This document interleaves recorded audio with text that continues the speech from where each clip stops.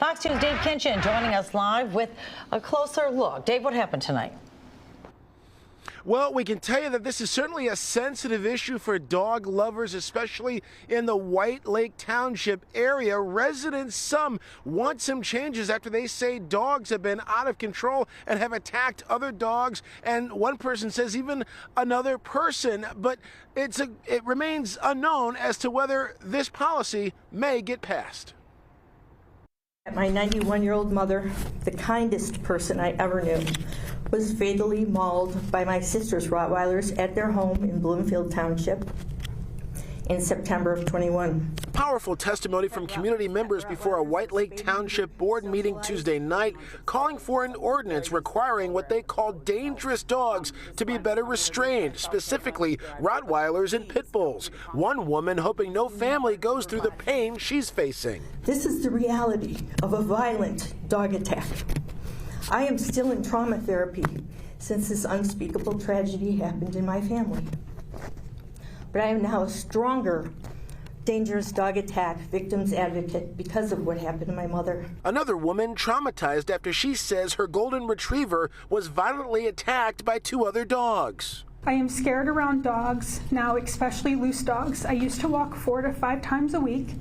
It's devastating because I don't feel comfortable resuming my walks again and don't know how or when I will feel safe with so many dangerous dogs constantly escaping. Hi guys! Come on! Mama! But not everyone feels an ordinance would work. Terry Hodskins is the founder and president of the Michigan Pitbull Education Project and has pits of her own. There's just a lot of wrong behind it, a lot of discrimination. I run a pit bull rescue in White Lake, which means we would be discriminated against, and I know that's not going to happen.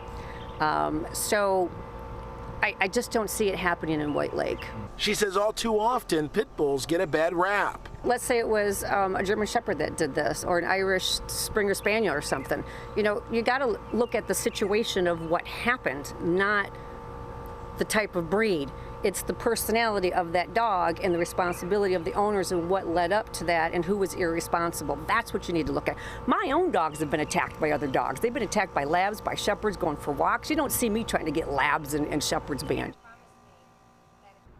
Well, and Terry's group is working on a bill in Lansing that would essentially, if passed by the state and signed by the governor, it would supersede any local laws that put bans on Rottweilers or pit bulls. As for White Lake Township sources tell me it's unlikely that they'll take up any form of legislation like this, at least right now. They're pointing to state law that they have to guide their efforts in that area. Reporting live, Dave Kinchin on The Edge. Well, Dave, what about keeping it simple and starting off with maybe some fencing regulations or keeping the dog on a leash so they can't run free and potentially attack someone?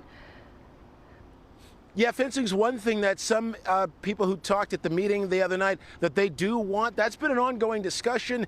Even that is pretty sensitive too, because some folks are saying it's landlords that have to look after their property, and other people say if they're property owners, you know, they already secure their dogs, they take responsibility. So it's a question of who's responsible, that sort of thing. But that's been sensitive and brought up a couple of times at meetings in the past, over the past few months as well, from what we're told. We'll see what happens, because we also hear it's not the dogs, it's the owners.